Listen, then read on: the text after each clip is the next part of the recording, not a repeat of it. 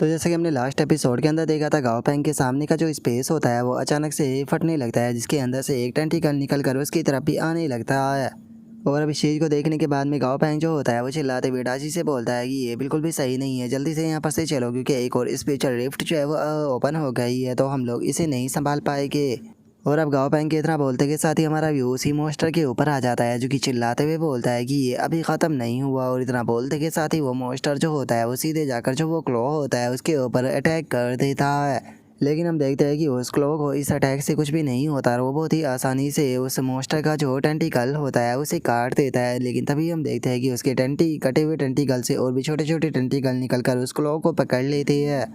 और उसके ऐसा करते के साथ ही हम देखते हैं कि जो स्पिरिचुअल रिफ्ट होती है वो भी धीरे धीरे कर बंद सी होने लगती है, जिसे देखकर गाओ पैंग जो होता है वो बोलता है कि ऐसा लगता है कि इसकी जो ये पावर है शायद स्पिरिचुअल रिफ्ट जो है उसे बंद कर सकती है। और उसके इतना बोलते के साथ ही हमारा व्यू जो होता है वो उसी ट्री मोस्टर के ऊपर आ जाता है, जो कि बोलता है कि ये फाइनली में इन्हें इसे थोड़े टाइम के लिए डीले जो है वो कर दिया, ये आखिरी चीज़ थी जो कि मैं इस वर्ल्ड के लिए कर सकता था।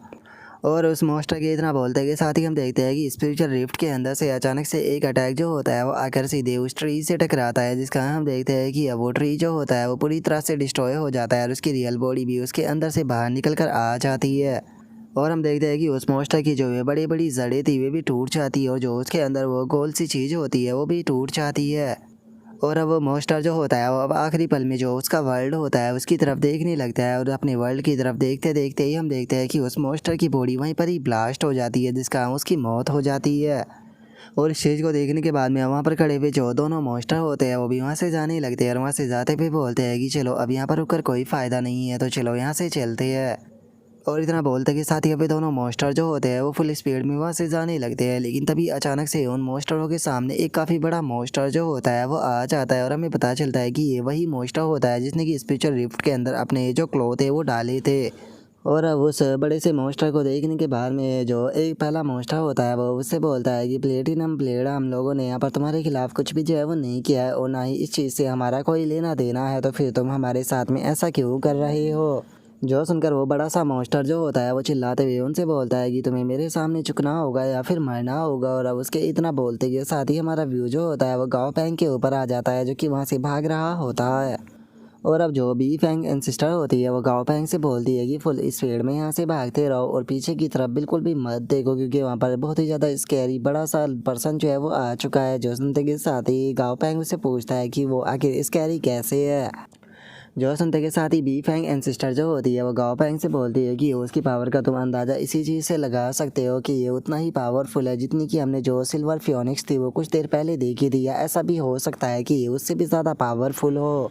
जो सुनकर गाओ पैंग हैरान होते हुए अपने मन में सोचता है कि क्या ये भी एक हाई कोड है। अगर देखा जाए तो यहाँ के जो हाई कोड है वो बहुत ज़्यादा पावरफुल है, यहाँ तक कि मुझे लगता है कि शायद ये जो ओल्ड बी फैंग है उससे एक लेवल ऊपर होगा। और अब इतना सोचकर गाओ पैंग जो होता है वो बी फैंग एंसिस्टर से बोलता है कि क्या तुम जो प्लेटिनम ब्लेड है उसके बारे में जानते हो, क्योंकि जो वो मड टाइप मोस्टर था उसने ये नाम मेंशन किया था।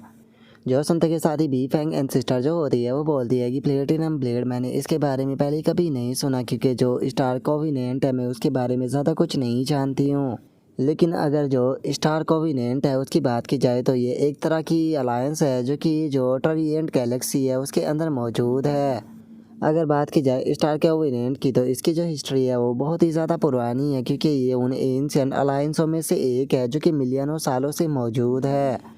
अगर जो स्टार कोविनेंट है उसकी बात की जाए तो उसके अंदर पहले बस कुछ ही यहाँ पर जो स्टार टाइप मोस्टर है वो मौजूद थे, लेकिन जिस टाइम पर जो सरफेस सी था उसके अंदर सिविल वॉर स्टार्ट हुई तो बहुत सारे मोस्टर जो थे वो ट्रायेंट गैलेक्सी की तरफ भाग गए। और उसके बाद में कुछ मोस्टर सरफेस सी के अंदर ऐसे भी थे जो कि बहुत ही बड़े क्राइम किए थे, तो इसीलिए उन्हें सरफेस सी के अंदर से निकाल दिया गया और ट्रायेंट गैलेक्सी के अंदर भेज दिया गया। जिसके बाद में एक बहुत ही ज़्यादा शानदार घुसपैठ जो थी वो स्टार कोविनेंट की तरफ से शुरू हो गई, क्योंकि स्टार कोविनेंट जो था वो बहुत ही अग्रेसिव होकर यहाँ पर आता रहा और अगले 5 सालों तक इस चीज़ को करता रहा। लेकिन उसके बाद में जो पड़ोसी पावरफुल फोर्स थी उन्होंने उसे दबा दिया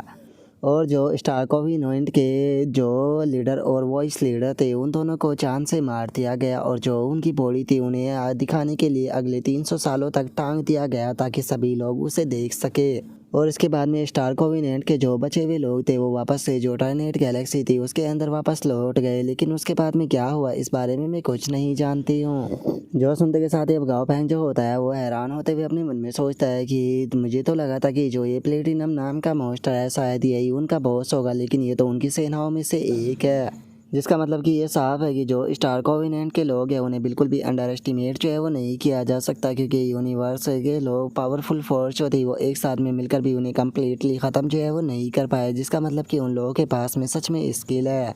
और अब इतना सोचते के साथ ही गाओ पैंग का ध्यान जो होता है वो एक और मॉन्स्टर के ऊपर जाता है, जो कि वहाँ पर जो अपेयर हुई हुई रिफ्ट होती है उसके अंदर जाने लगता है, जिसे देखकर गाओ पैंग बोलता है कि आखिर अब ये किस प्रकार का मॉन्स्टर है। और गाओ पैंग के इतना बोलते के साथ ही जो बी फैंग एंसेस्टर होती है वो गाओ पैंग से बोलती है कि जल्दी से यहाँ से निकलो, ये मुझे पहले वाले से भी एक लेवल ऊपर लग रहा है, तो इसीलिए हम लोग ज़्यादा देर यहाँ पर नहीं रुक सकते। और अब उसके इतना बोलते के साथ ही हमारा व्यू ब्लैक फॉग वर्ल्ड के अंदर आ जाता है, जहाँ पर कि गाओ पैंग भी वापस आ चुका होता है। और अब जो सेली होती है वो स्पेशल रिफ्ट को अपनी पावर से बंद करने लगती है। और जो गाओ पैंग होता है वो बोलता है कि ब्लैक फॉग वर्ल्ड की अगर बात की जाए तो ये सरफेस सी और जीटियान शाउडी के बिल्कुल एज पर मौजूद है, इसीलिए लगता है कि यहाँ पर उन लोगों का इस चीज़ के ऊपर ध्यान नहीं गया और इस यहाँ पर कोई भी अभी घुसपैठ के साइन भी नज़र नहीं आ रहे। लेकिन जो ब्लैक फॉग वर्ल्ड है उसके अंदर बहुत सारी यहाँ पर जो स्पेशल रिफ्ट है वो मौजूद है, तो हम लोग इसे हल्के में नहीं ले सकते, हमें वहाँ पर लोगों को गार्ड करने के लिए भेजना होगा। और इससे अलग हमें यहाँ पर किसी भी पल यहाँ से निकलने के लिए तैयार भी रहना होगा। और अब इतना बोलकर गाओ पैंग जो होता है वो थोड़ा उदास होने लगता है। उदास होते हुए बोलता है कि सच में ये किस प्रकार का डिज़ास्टर है, अगर हम लोग जो है वो अनलकी रहे तो लगता है कि दोबारा से हम लोगों को फिर से भागना पड़ेगा। और गाओ पैंग के इतना बोलते के साथ ही जो बी फैंग एंसेस्टर होती है वो गाओ पैंग से बोलती है कि ठीक है अब हम लोगों के भी यहाँ से जाने का टाइम जो है वो हो गया है, तो अब यहाँ पर एक दूसरे को गुड बाय बोलते हैं। जो सुनकर गाओ पैंग जो होता है वो बी फैंग एंसेस्टर से बोलता है कि ठीक है तुम जो फ्लेमी है उसे अपने साथ में लेकर जा सकती हो। जो सुनते के साथ ही जो गोल्डी होता है वो भी हैरान रह जाता है। और हम देखते हैं कि गाओ पैंग की इस बात को सुनकर बी फैंग एंसेस्टर भी हैरान रह जाती है और हैरान होते हुए एक दूसरे की तरफ देखने लगती है। और अब जो बी फैंग एंसेस्टर होती है वो गाओ पैंग से बोलती है कि मैं जानती हूँ कि तुम इस जगह को छोड़कर नहीं जाने वाले हो, लेकिन सच में अगर वे लोग यहाँ पर आ गए तो हमारी जो फायर गोड वैली है वो तुम्हें सपोर्ट ज़रूर करेगी, तुम कुछ हज़ार लोगों को लेकर वहाँ पर आ सकते हो। जो सुनते के साथ ही गाओ पैंग जो होता है वो उसे बोलता है कि एल्डर सच में बहुत बहुत शुक्रिया मेरे लिए इतना कुछ करने के लिए। जो सुनते के साथ ही अब जो बी फैंग एंसेस्टर होती है वो वहाँ से जाने लगती है, जाते हुए बोलती है कि ठीक है तो तुम लोग जो है वो आज अच्छे से बातें करो, कल हम लोग जो है वो यहाँ से निकल जाएंगे। और अब उनके वहाँ से जाते के साथ ही जो गोल्डी होता है वो गाओ पैंग के पास में आ जाता है और गाओ पैंग के पास में आते हुए उसे बोलता है कि गाओ पैंग क्या सच में तुम फ्लेमी को दोबारा से इन लोगों के साथ में भेजने वाले हो। जो सुनते के साथ ही गाओ पैंग जो होता है वो गोल्डी से बोलता है कि गोल्डी जो फ्लेमी है उसके लिए फायर वैली जो है वो ग्रो करने के लिए सबसे अच्छी जगह है, वहाँ पर एल्डर भी मौजूद है जो कि उसी की ट्राइब के है, जो कि उसे अच्छे से यहाँ पर ग्रो जो है वो करा पाएगी। और इससे अलग अगर वो यहाँ पर रुकेगी तो उसे बेफालतू के सफ़र करना पड़ेगा। और अब गाओ पैंग की इस बात को सुनने के बाद में जो गोल्डी होता है वो भी गाओ पैंग को कुछ नहीं बोल पाता, जिसके बाद में अब हमारा व्यू जो होता है वो एम्परर टर्टल के ऊपर आ जाता है, जहाँ पर कि गाओ पैंग भी उस जगह पर आ चुका होता है और वहाँ पर आते के साथ ही वो अपने सभी पेट को निकाल लेता है। और अब गाओ पैंग जो होता है वो बोलता है कि मुझे पता है कि तुम सभी लोग जो है वो इस चीज़ के बारे में तो जानते ही होगे कि जल्दी ही जो वॉर है वो शुरू होने वाली है। वैसे तो ब्लैक फॉग वर्ल्ड जो है उनकी रेंज में नहीं आता, लेकिन वॉर जल्दी ही चारों तरफ फैल जाएगी। और शायद ऐसा हो सकता है कि जो वॉट्रिक्स गैलेक्सी के मॉन्स्टर है वो शायद यहाँ तक भी पहुँच जाए। अगर देखा जाए तो तुम सभी के सभी लोग जो है वो मेरे पार्टनर हो। वैसे तो मैंने तुम लोगों के साथ में ब्लड कॉन्ट्रैक्ट जो है वो साइन किया है, लेकिन उसके बाद भी मैंने तुम्हें कभी भी अपने पेट की तरह ट्रीट नहीं किया, इसीलिए मैं आज भी ऐसा ही करूँगा। और कल जैसा कि तुम लोग जानते ही हो कि जो फ्लेमी है वो दोबारा से बी फैंग क्लैन के अंदर जाने वाली है उन लोगों के साथ में, और चूंकि उन लोगों के साथ में हमारा रिलेशनशिप अच्छा है तो इसीलिए तुम लोग भी वहाँ पर जा सकते हो। और वहाँ पर जाने के बाद में तुम लोग भी खुद को अच्छे से ट्रेन जो है वो कर सकते हो। और वहाँ पर जाने के बाद में जब तुम लोगों की जो स्ट्रेंथ है वो काफ़ी ज़्यादा बढ़ जाएगी तो तुम लोग जो है वो वापस आ सकते हो। और अब गाओ पैंग के इतना बोलते के साथ ही अचानक से जो फ्लेमी होती है वो वहाँ पर आ जाती है और वहाँ पर आकर वो चिल्लाते हुए बोलती है कि गाओ पैंग मैं यहाँ से भी कहीं पर भी नहीं जाने वाली हूँ। अगर तुम सभी लोगों को देखा जाए तो तुम सभी के सभी लोग जो है वो यहाँ पर रुके हुए हो, लेकिन तुम चाहते हो कि मैं एक बर्ड की तरह यहाँ से भाग जाऊँ। बिल्कुल भी नहीं, मैं कोई डरपोक नहीं हूँ जो कि मैं इस तरह से यहाँ से चली जाऊँ। जो सुनते के साथ ही गाओ पैंग जो होता है वो फ्लेमी से बोलता है कि फ्लेमी मैं जानता हूँ कि तुम बिल्कुल भी डरपोक नहीं हो, प्लीज़ मेरी बात को सुनो। मैं यहाँ पर बी फैंग क्लैन के साथ में अच्छे रिलेशनशिप बनाना चाहता हूँ। अगर तुम उनके साथ में जाओगी और फ्यूचर में यहाँ पर कोई भी खतरा आता है तो वे लोग हमारी मदद ज़रूर करेंगे। जो सुनते के साथ ही जो फ्लेमी होती है वो गाओ पैंग से बोलती है कि मैं तुम्हारी बात के ऊपर बिल्कुल भी यकीन नहीं करने वाली हूँ। जब से मैं छोटी हूँ तब से ही तुम मुझसे झूठ बोलते आ रहे हो, तो इसीलिए मैं तुम्हारी बात नहीं सुनूंगी। जो सुनने के बाद में गाओ पैंग अपने मन में सोचता है कि सच में ये इस बार मेरी नहीं सुनेगी। और अब इतना बोलकर गाओ पैंग जो होता है वो गोल्डी की तरफ देखने लगता है। गोल्डी की तरफ देखते हुए बोलता है कि गोल्डी तुम जानते हो तुम्हें क्या करना है। जो सुनकर गोल्डी भी हंसते हुए हाँ बोल देता है। और अब जो गोल्डी होता है वो फ्लेमी को उठाकर वहाँ से ले जाने लगता है। गाओ पैंग उससे बोलता है कि कल फ्लेमी यहाँ से चली जाएगी तो आज रात तुम लोगों को काफ़ी सारी बातें करनी होगी। जो सुनते के साथ ही फ्लेमी चिल्लाते हुए गोल्डी से बोलती है कि तुम बेवकूफ़ कहीं के, जल्दी से मुझे नीचे उतारो। जो सुनकर अब गाओ पैंग जो होता है वो बिग फैट की तरफ देखने लगता है। बिग फैट की तरफ देखते हुए उसे बोलता है कि बिग फैट मुझे लगता है कि तुम्हें जाकर अपनी जो डॉटर है उसे ढूंढनी चाहिए, क्योंकि वैसे भी अगर तुम फायर गॉड वैली के अंदर जाते हो तो वो जगह तुम्हारी कल्टीवेशन के लिए बिल्कुल भी अच्छी नहीं रहेगी। जो सुनते के साथ ही जो बिग फैट होता है वह हंसते हुए बोलता है कि अरे मान भी जाओ अगर यहाँ पर कुछ गड़बड़ होती है तो मत भूलो कि मेरे पास में 3 डिवाइन आर्टिफैक्ट है, तो इसीलिए मैं तुम्हारे लिए थोड़ा तो टाइम बाय कर ही सकता हूँ। और इससे अलग अगर यहाँ पर किसी भी प्रकार की इमरजेंसी आ जाती है और अगर हम लोगों को यहाँ से भागना पड़ता है तो क्या तुम नहीं जानते हो कि सबसे ज़्यादा एक्सपीरियंस वाला यहाँ पर मैं ही हूँ। मैं तुम्हें आसानी से भगा कर ले जा सकता हूँ। जो सुनते के साथ ही जो डमी होता है वो बोलता है कि मैं मास्टर को प्रोटेक्ट करूंगा। तभी जो सिली होती है वो बोलती है कि मैं भी गाओ पैंग को फॉलो करूंगी। जो सुनते के साथ ही जो वाइट ब्लेड होता है वो भी बोलता है कि मैं भी यहाँ से कहीं नहीं जाने वाला, क्योंकि जो बैलिडी है मुझे उसे इवॉल्व करने में उसकी मदद करनी है ताकि वो मुझे बड़ा कर सके। जो सुनते के साथ ही जो गाओ पैंग होता है वो अब आइसलोयन की तरफ देखने लगता है और आइसलोयन की तरफ देखते हुए उससे बोलता है कि आइसलोयन क्या तुम भी यहाँ से नहीं जाओगे। जो सुनते के साथ ही आयुष्मान जो होता है वो उससे बोलता है कि हम सभी लोग जो है वो यहीं पर ही रुकने वाले हैं। जो सुनते के साथ ही मनी मेकर और जो ड्रैगन बुक होती है वो दोनों भी हाँ बोल देते हैं। जो सुनते के साथ ही अब गाओ पैंग जो होता है वो डाजी की तरफ देखने लगता है और उसकी तरफ देखते हुए बोलता है कि डाजी तुम अपने बारे में बताओ। जो सुनते के साथ ही डाजी हैरान होते हुए बोलता है कि 1 मिनट, क्या तुम मुझसे पूछ रहे हो। और इतना बोलते के साथ ही अब जो डाजी होता है वो बहुत ही फनी तरीके से गाओ पैंग से लिपट जाता है और गुस्से में चिल्लाते हुए उससे बोलता है कि क्या तुम भूल गए हो कि मुझे छोटे से को जो तुम्हारे पेरेंट्स थे वो लेकर आए थे और बचपन से मैं तुम्हारे साथ में ही रहा हूँ। हम लोग जो है वो साथ में बड़े हुए हैं, तो आखिर तुम फिर मुझे इस तरह से आप कहीं पर छोड़ने की बात जो है वो कैसे कर सकते हो। क्या तुम्हारा दिमाग ख़राब हो चुका है और क्या सच में तुम्हें ऐसा लगता है कि मैं तुम्हें छोड़कर कहीं पर जाने वाला हूँ। तुम्हारी जिम्मेदारी मेरे ऊपर है।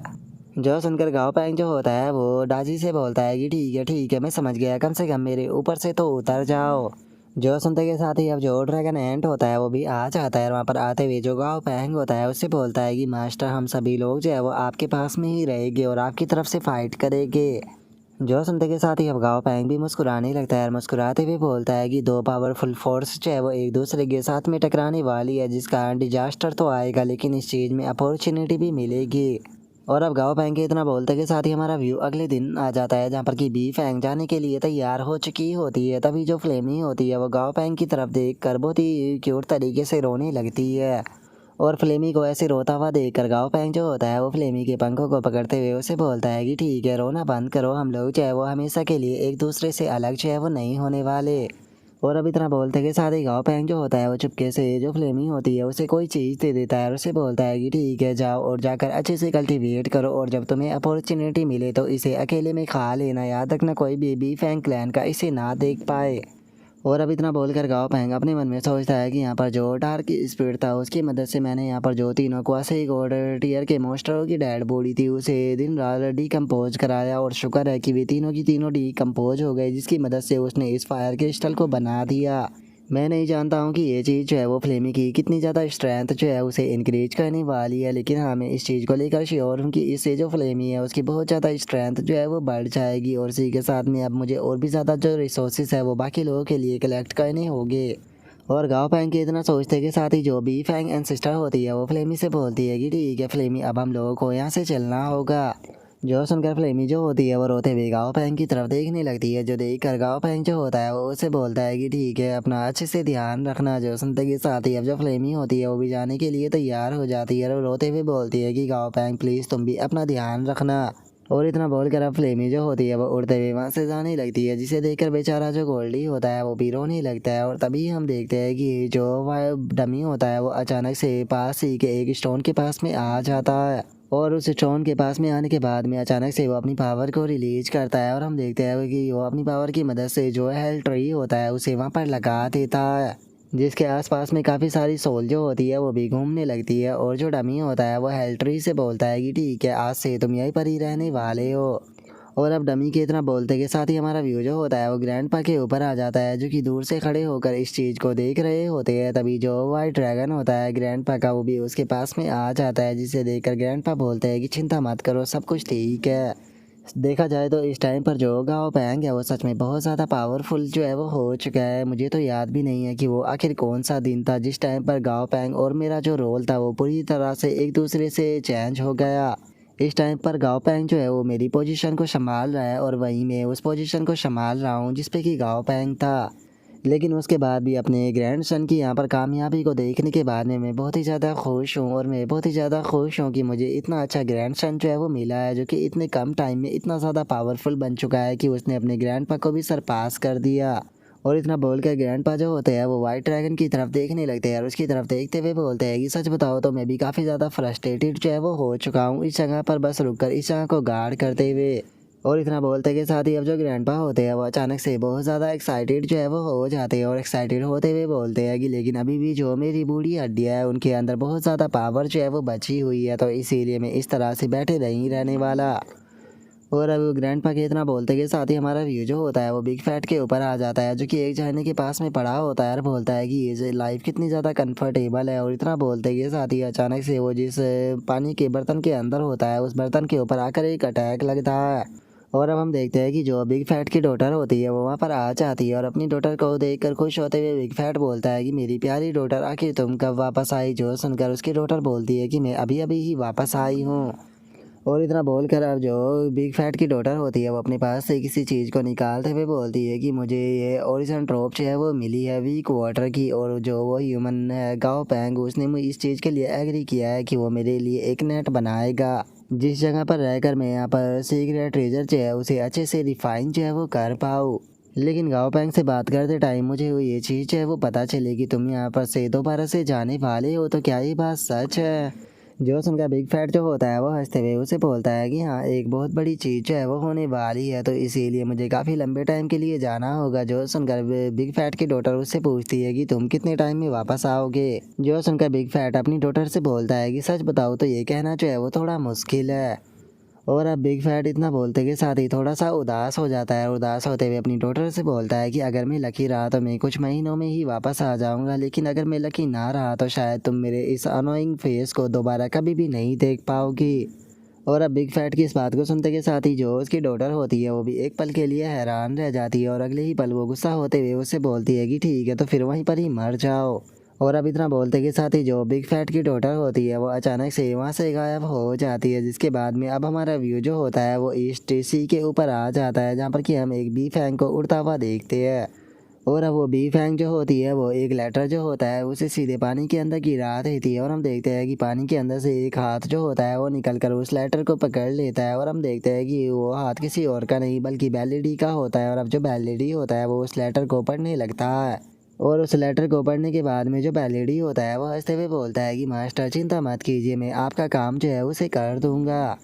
और अब उसके इतना बोलते के साथ ही हमारा व्यू जो होता है वो गाँव पैंग के ऊपर आ जाता है, जो कि अपने सारे सामान को रख रहा होता है। और वो सिली से बोलता है कि ठीक है सिली, सारे सामान को अच्छे से रख देना। और अब इतना बोलकर गाँव पैंग जो होता है वो वहाँ पर लगे हुए अपने पेरेंट्स की जो फ़ोटो होती है उसे उठाकर देखने लगता है और उन्हें देखते हुए बोलता है कि मॉम और डैड ग्रैंडपा जो है वो अभी यहाँ पर सेफ़ है, क्योंकि यहाँ पर उनकी सेफ्टी के लिए जो विजडम वाटर मैजिक स्पाइडर है वो और जो हेल्थ ट्री है मैं उन दोनों को यहीं पर ही छोड़ कर जाने वाला हूँ।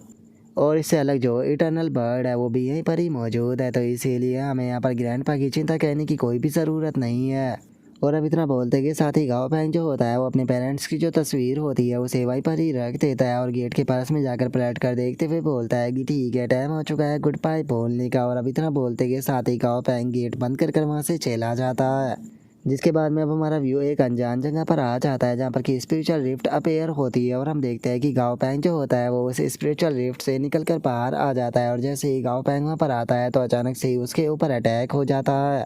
लेकिन इससे पहले कि वो अटैक गाओ पैंग से टकराता है जो गोल्डी होता है वो उस आगे आकर उस अटैक को डिस्ट्रॉय कर देता है और अब हम देखते हैं कि ये अटैक वहाँ पर मौजूद एक मॉन्स्टर ने किया होता है जिसे देखकर गोल्डी जो होता है वो बोलता है कि ओ अच्छा तो बच्चे ये तुम थे।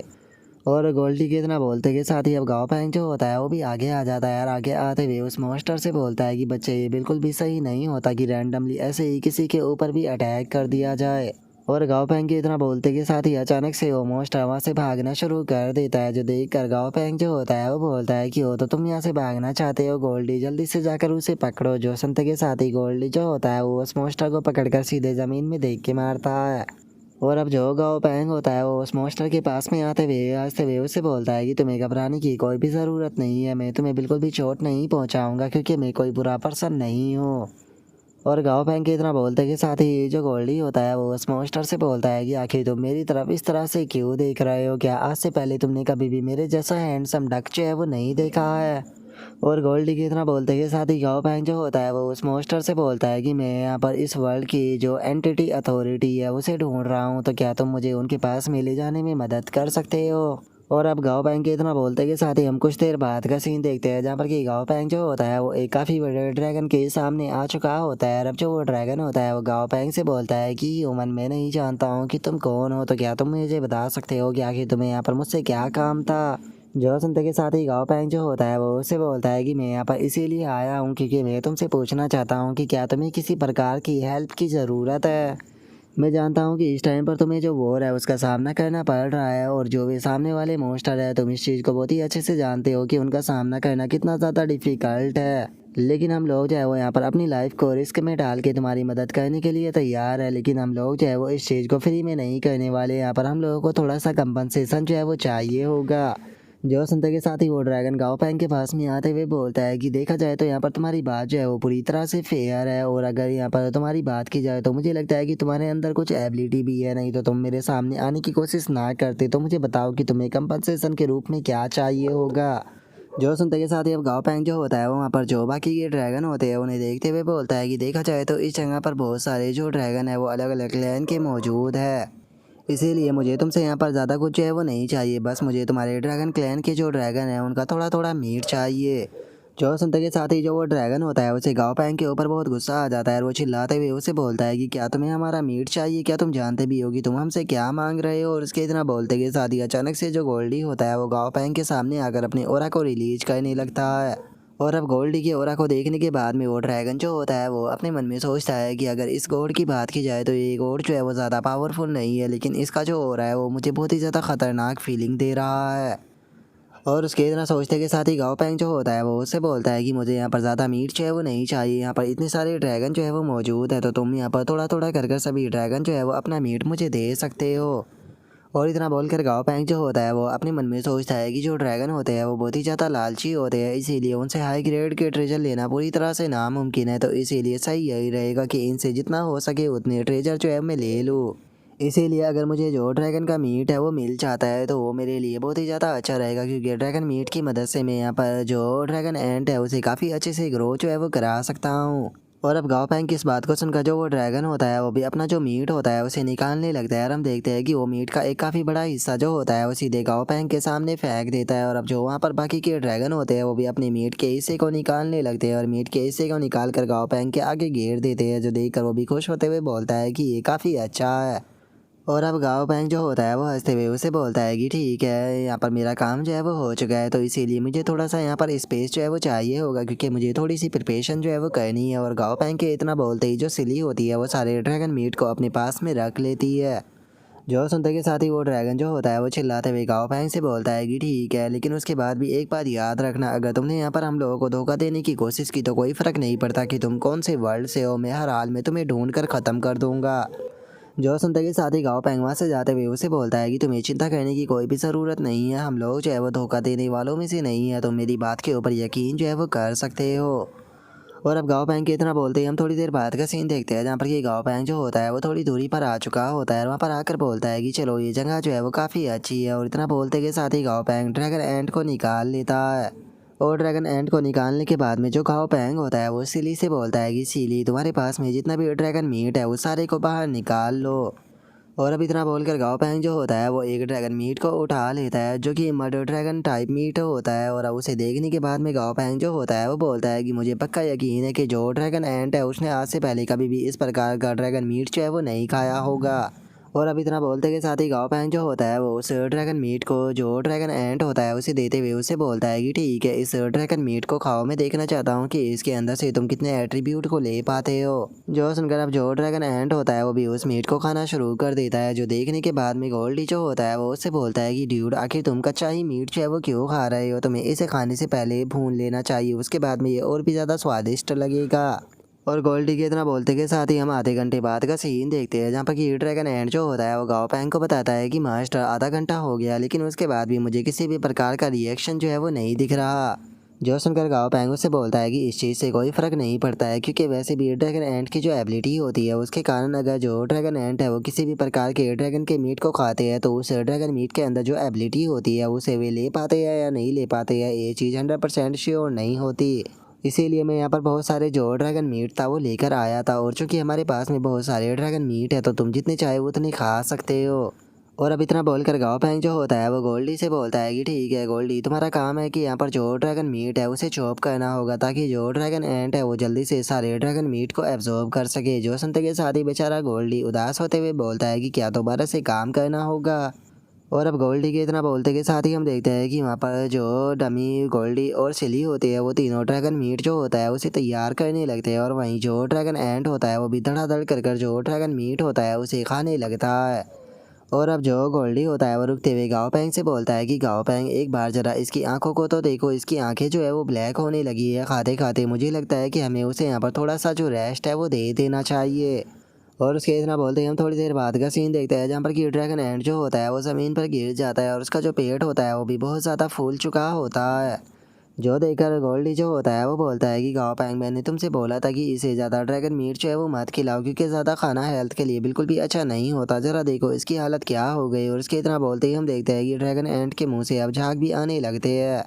और अगले ही पल हम देखते हैं कि ड्रैगन एंट जो होता है वो दोबारा से खड़ा हो जाता है और उसकी बॉडी के अंदर से बहुत ही ज़्यादा एनर्जी जो होती है वो निकलना शुरू हो जाती है। और अब ड्रैगन एंट की बॉडी से एनर्जी को निकलता हुआ देखकर गाओ पैंग जो होता है वो भी ड्रैगन एंट की तरफ देखते हुए बोलता है कि क्या ये सक्सेसफुल हो गया।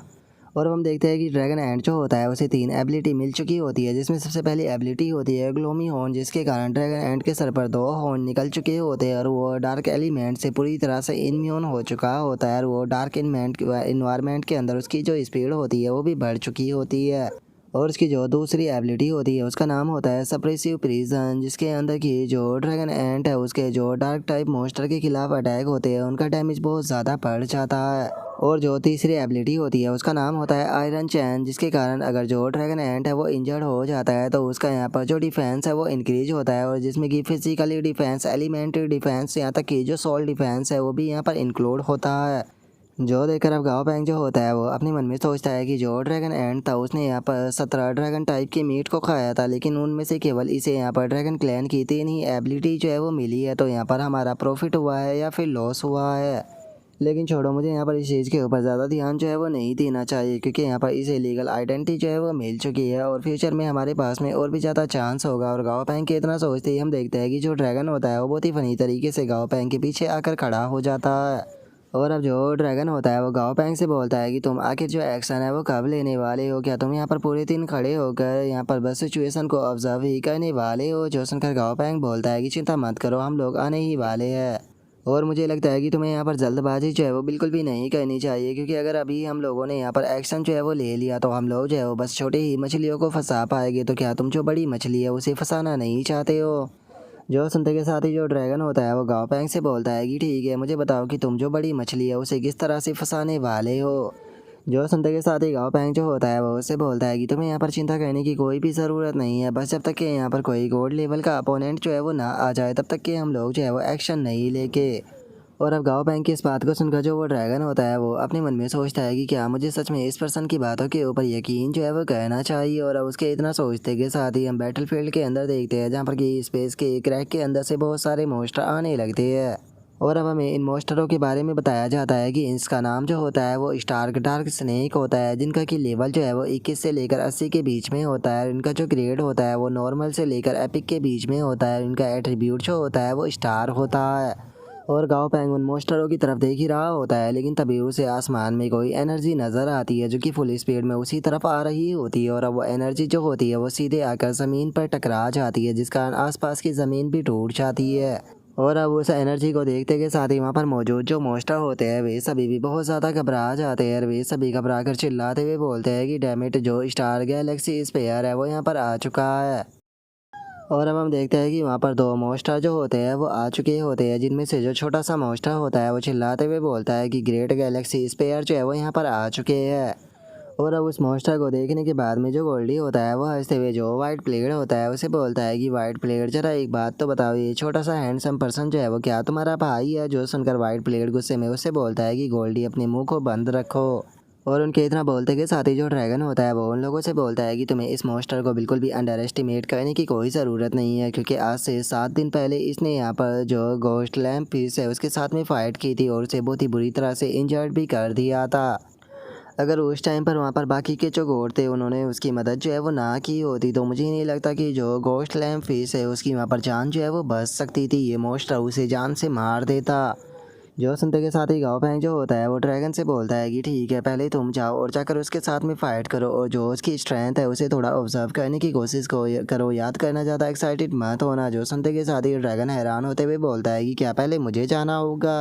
और अब इतना बोलकर जो ड्रैगन होता है वो डमी की तरफ देखने लगता है और अब वो कुछ भी नहीं बोल पाता और गुस्से में वहाँ से जाने लगता है। और वहाँ से जाते हुए बोलता है कि उम्मीद करता हूँ कि तुम मुझसे झूठ नहीं बोलोगे, क्योंकि अगर तुमने मुझसे झूठ बोला तो याद रखना मेरा पूरा ड्रैगन क्लैन चाहे कुछ भी क्यों ना हो जाए लेकिन तुम्हें हर हाल में मारेगा। और उसके इतना बोलते ही हमारा व्यू जो होता है वो उस वाइट मॉन्स्टर के ऊपर आ जाता है, जो कि अचानक से जंप लगाता है, क्योंकि हम देखते हैं कि ज़मीन के अंदर से एक और बहुत बड़ा मॉन्स्टर जो होता है वो निकल कर बाहर आ चुका होता है।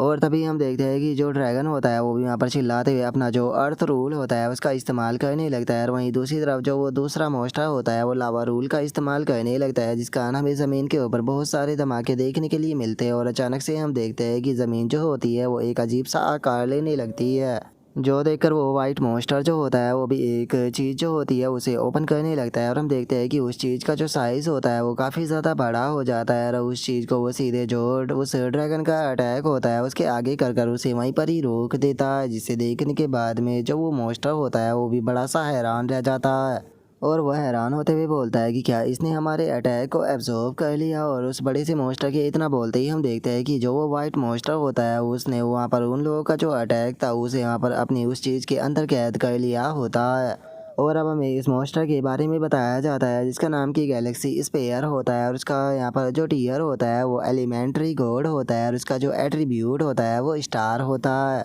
और अब हमें उसके रूल के बारे में बताया जाता है कि उसके पास में जो स्टारलाइट रूल होता है वो 6.6% होता है और कॉम्बैट रूल जो होता है वो 8.2% होता है और उसका ग्रेड जो होता है वो इटर्नल होता है। और अब उस मॉन्स्टर को देखने के बाद में जो गाओ पैंग होता है वो बोलता है कि सच में ये मॉन्स्टर तो बहुत ज़्यादा पावरफुल है। अगर किसी भी प्रकार की मॉन्स्टरों की टीम बनाई जाए तो उसके अंदर इस प्रकार के मॉन्स्टर को फ्रंट लाइन पर ही रखा जाएगा। और इतना बोलकर अब गाओ पैंग जो होता है वो गोल्डी की तरफ देखने लगता है और उसकी तरफ देखते हुए मन में सोचता है कि लेकिन ये काफ़ी दुख की बात है कि गोल्डी का जो लेवल है वो इस मॉन्स्टर से काफ़ी ज़्यादा ही कम है, नहीं तो मैं यहाँ पर देखना चाहता कि इन दोनों की फ़ाइट का जो रिज़ल्ट है वो क्या आएगा। और अब इतना बोलकर गाओ पैंग जो होता है वो डमी से बोलता है कि डमी, जिस टाइम पर तुम इससे फाइट करो तो तुम्हें इसे सिंगल हिट में ही जान से मारना होगा, क्योंकि तुम इसे फाइट बैक का चांस जो है वो नहीं दे सकते हो। जो सुनते के साथ ही डमी जो होता है वो बोलता है कि ठीक है मास्टर, मैं समझ गया, मैं इसे फाइट बैक का चांस जो है वो नहीं दूंगा। और उसके इतना बोलते के साथ ही हमारा व्यू जो होता है वो उसी वाइट मॉन्स्टर के ऊपर आ जाता है, जो कि अभी भी फाइट कर रहा होता है। तभी जो ड्रैगन और वो दूसरा बड़ा सा मॉन्स्टर होता है वो दोनों अपने अटैक को उसकी तरफ कर देते हैं, लेकिन हम देखते हैं कि वो अपनी पावर की मदद से अटैकों को बीच में ही डिस्ट्रॉय कर देता है। और तभी वो बड़ा सा मॉन्स्टर जो होता है उसके सर के ऊपर भी अपने अटैक को कर देता है और अगले ही पल सीधे आकर जो उसका स्पेयर होता है वो उस बड़े से मॉन्स्टर के सर के अंदर गाड़ देता है। और इस चीज़ को देखकर जो ड्रैगन होता है वो भी हैरान रह जाता है और हैरान होते हुए बोलता है कि हम दोनों इसके ऊपर कंबाइन अटैक कर रहे हैं, लेकिन हमारे कंबाइन अटैक भी आखिर इसके ऊपर इफेक्ट जो है वो क्यों नहीं कर रहे। और उसके इतना बोलते के साथ ही गाओ पैंग मुस्कुराते हुए बोलता है कि ठीक है, अब तुम्हारी बारी है। जो सुनते ही ड्रैगन भी उसकी तरफ देखने लगता है और अब हमें पता चलता है कि गाओ पैंग ने फाइट करने के लिए जो मैकेनिकल कोड और डमी होता है उन दोनों को भेजा होता है। और अब जो मैकेनिकल कोड होता है वो अपने पंच को बड़ा कर सीधे उस मोस्टर के ऊपर अटैक कर देता है। जो देखकर वो मोस्टर जो होता है वो बोलता है कि मैं कितने टाइम से तुम लोगों का तो ही इंतज़ार कर रहा था। और अब इतना बोलते के साथ ही वो मोस्टर जो होता है वो अपने अटैक को बनाने लगता है और अपने अटैक को बनाकर वो बहुत ही आसानी से जो मैकेनिकल कोड का अटैक होता है उसे रोक देता है। और तभी हम देखते हैं कि उसकी जो वाइट सी एनर्जी होती है वो सीधे मैकेनिकल कोड के पास में आ जाती है, जिसे देखकर वो भी हैरान हो ही रहा होता है। लेकिन इससे पहले कि वो कुछ कर पाता, जो वो वाइट मोस्टर होता है वो मैकेनिकल कोड को अपनी वाइट एनर्जी के अंदर बांध लेता है। और अब जो वो वाइट मोस्टर होता है वो मैकेनिकल कोड से बोलता है कि ओ अच्छा, तो तुम मैकेनिकल कोड हो जो कि एक टाइम पर जो डायमेंशन वर्ल्ड है उसकी बैकबोन हुआ करता था, लेकिन इस टाइम पर तुम कुछ भी नहीं हो। ऐसा लगता है कि बस तुम लोगों की किस्मत में यहाँ पर मरना ही लिखा है। और इतना बोलते के साथ ही वो अपनी पावर का इस्तेमाल करने लगता है, जिस कारण हम देखते हैं कि वहाँ पर जो वो बड़ा सा मोस्टर की बॉडी के अंदर स्पेयर घुसा होता है वो और भी ज़्यादा अंदर जाने लगता है, जिसका उस मोस्टर को भी काफ़ी पेन होने लगता है। और इस चीज़ को देखकर वो वाइट मोस्टर जो होता है वो भी ज़ोर ज़ोर से हंसने लगता है। लेकिन तभी अचानक से हम देखते हैं कि जो डमी होता है वो सीधे उस वाइट मोस्टर की बराबर में आ जाता है। और अब डमी को अपने पास में देखते के साथ ही वो मोस्टर जो होता है वो भी बहुत ज़्यादा हैरान रह जाता है। और जो डमी होता है वो अब उस मॉन्स्टर को बिल्कुल भी मौका ना देते हुए सीधे जो उसका डेथ रूल होता है उसका इस्तेमाल करने लगता है। और जैसे ही डमी अपने डेथ रूल का इस्तेमाल उस वाइट मॉन्स्टर के ऊपर करता है तो उसकी पूरी की पूरी बॉडी कांप जाती है। और अगले ही पल हम देखते हैं कि वो मॉन्स्टर जो होता है वो मरकर सीधे ज़मीन पर गिरने लगता है। और अगले ही पल उसकी जो बॉडी होती है वो ज़मीन पर आकर गिरती है और डमी भी उसके साथ में नीचे आ जाता है।